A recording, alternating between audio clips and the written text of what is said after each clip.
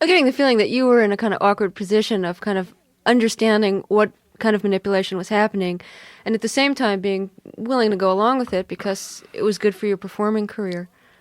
Well, I don't know whether it was good for my performing career. The reason I went along with it is because I never took any initiative of anything on my own account.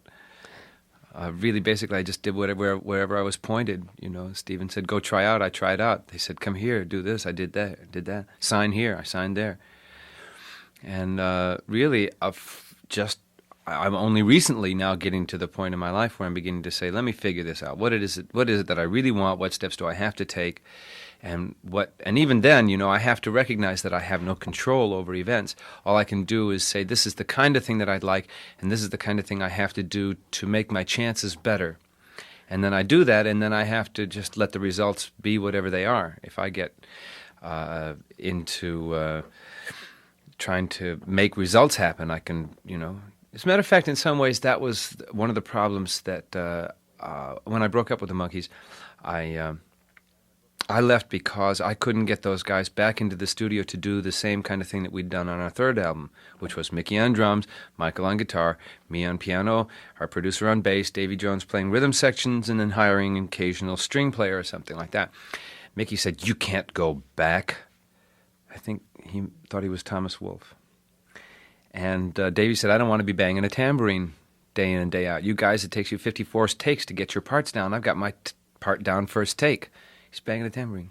I'm sick of banging a tambourine, Peter. I hope you don't mind. Okay, Davy.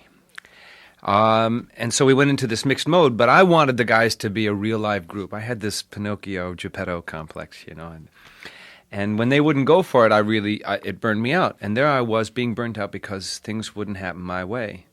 And it was a case of His Majesty the Baby trying to, have his own way. If I had had the good sense God gave me, I might have noticed that I was having my own personal way. That is, in the sense that what I wanted for myself was happening. I could be in the studio playing bass or guitar or piano on every single cut the Monkees did from then on if I wanted to.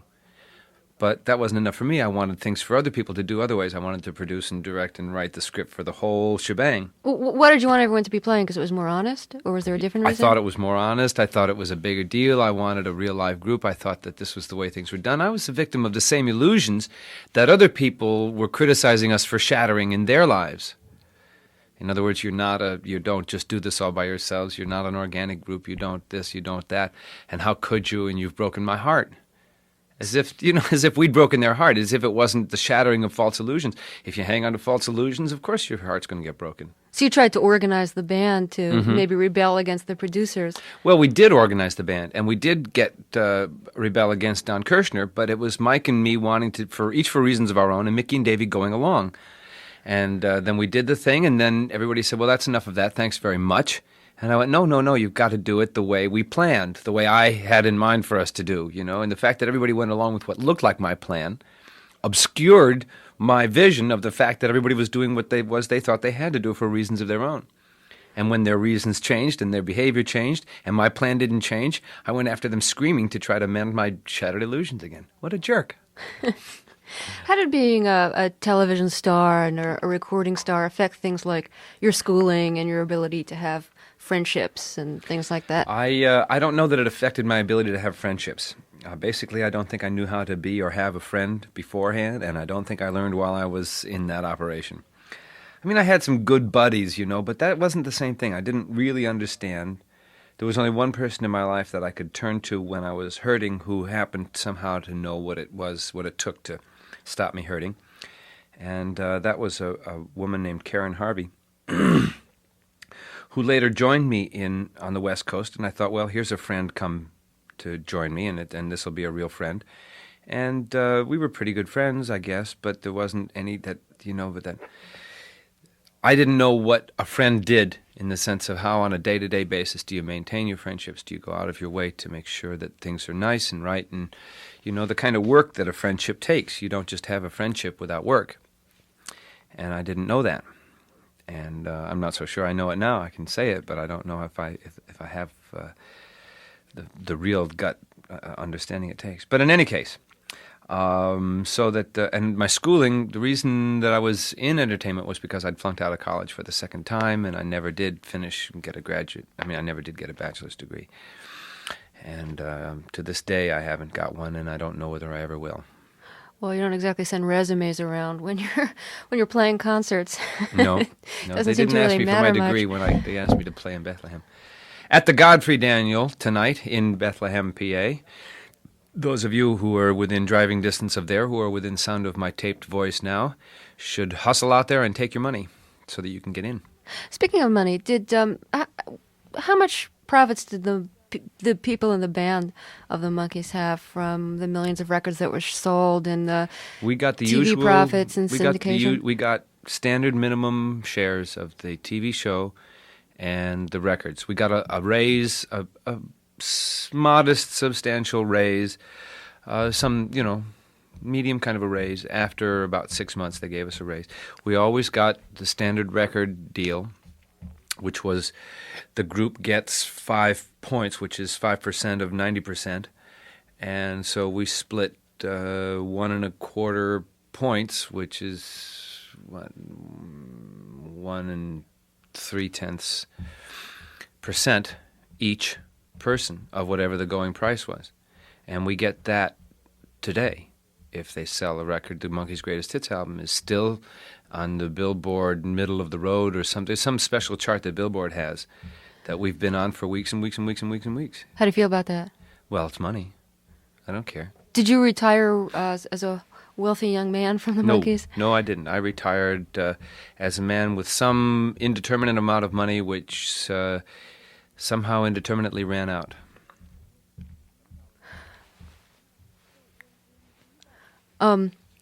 So when you left, did you want to be known as the former Monkee, or did you want to erase that part of your past? I tried to and erase start it. anew? I tried to erase it completely. How do you do that? Well, you just don't do anything connected with it. You just absolutely refuse to have anything to do with it. And basically what I did was I wound up retreating into Marin County, California, which is just north of San Francisco.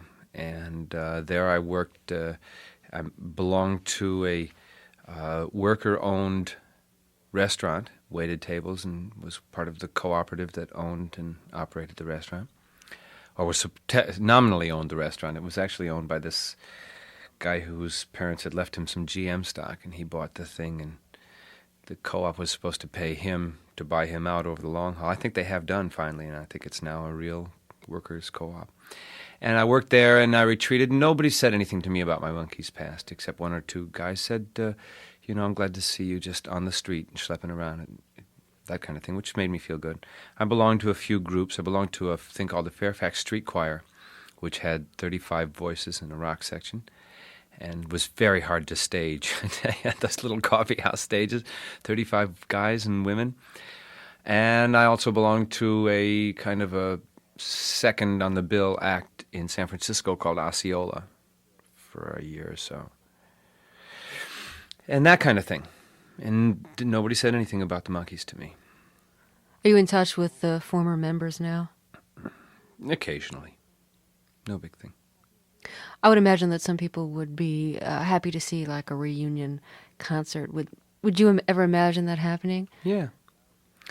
The only problem with that is mounting it and making it acceptable to everybody. The real problem is that I can't much see myself going on stage and doing an hour of the Monkees' Greatest Hits, playing bass, and getting off stage. I don't think that any amount of money would particularly... I don't suppose that no amount of money, but I don't think that any amount of money that anybody would be interested in paying me would make me want to do that. And I don't see what conceivable creative project could interest the four of us that would be backed with enough money to make it worth our while to develop any good germ of an idea into something full-blown. I don't see it happening. I just think the chances are astronomical against it. It's possible. We're all alive. A Beatle reunion is not possible. I'm just reading Lennon's interview, and he says that thoughts of a Beatle reunion are like going back to high school. Why don't you go back to high school? When are the Beatles getting back together? When are you going back to high school? Is that how you feel? Like I said, I would think that any just simple remounting of the Monkees' greatest hits songs on a stage would be that, yes. Oh, but if you were able to do other material, that's you'd what be I'm happy. saying. If Right. I thought that it could be creative and useful and engage everybody to the fullest of their capacities, I would consider it. But who's going to, pay for us to have to keep us supported in the styles to which we are accustomed for the 2 months or 3 months that it would take to create, carve, mount, produce, and rehearse a show that would involve all of us to the maximum of our new capacities? I don't think it can be done. How do you feel about audiences? What do you mean, how do I feel about audience? What kind of a question is that? Okay, because fans have kind of played it both ways with the members of the Monkees, I think. Like when the TV series was on and when millions were being sold, there were millions of fans who were really adoring. And then you leave a group like that and everybody wants to hear from you only in that context. It's probably... How long have we been on that topic on this? We've been a half an hour. We've been almost the entire show on that topic here. What topic? The Monkees. Right. So what's your question? So do you have a mixed feeling about fans and audiences? Well, fans and audiences are different. Mm-hmm. Audiences come and they catch the show and they like what I do or they don't, and that's up to them, and that's just the way it's supposed to be, no matter whether I ever was a Monkee or not. And fans, if somebody really needs to remember the Monkees and identify with that, I have nothing to say about that because I don't know what's going on with them or what chord I may have touched at some point way back when that they still need to strum on themselves. And it's none of my business. So where are you living now? I live in Venice, California, legally and technically. As a business matter, I spend most of my time in New York. I still am a registered voter in Southern California. Right. My driver's license right. is Southern California. I'm married. I have children in Southern California. I go back there as often as I can and be part of the family. I just don't get out there very often, and as a business matter, I spend most of my time in New York. Where have you been doing 80%. most of your performing? The New York area. These days, mostly. I went to Southern Canada, Southern Ontario, to do a few shows, and I've been to Boston, and I've been upstate, New York, and I did Pittsburgh about a year ago, I guess. And, I operate out of New York, basically because you can't operate out of L.A. You cannot make a living as an entertainer operating out of L.A.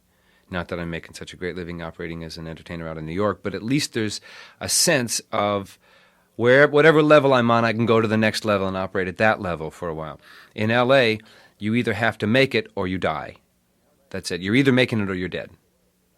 And once somebody has been to the top and come away, you don't, as far as I see, get much of a second chance in L.A. I tried to knock around as a comic character actor for a while. And I got people to, hi, it's good to see you, and they laughed at my jokes, and they never invited me back. I forgot what I was going to ask you. A hell of a note for a professional radio interviewer. Well, it's the magic of tape. I could just cut that out. It'll come to me in a second. Oh, do you watch TV much now? A fair amount. Do you watch it very critically, I watch, and also seeing what kind of roles are available. I imagine you watch No, something I don't too. I don't watch mass media pop TV much. Hill Street Blues, that's about it. The rest of what I watch is CNN, cable news. I don't know if you get it here, but we don't get cable here yet. You don't have cable in Philly? Yeah, it's amazing. Oh, you poor people. Oh, I'm so sorry for Philadelphia. Cable News Network and MTV, also on cable, and the odd Cosmos show.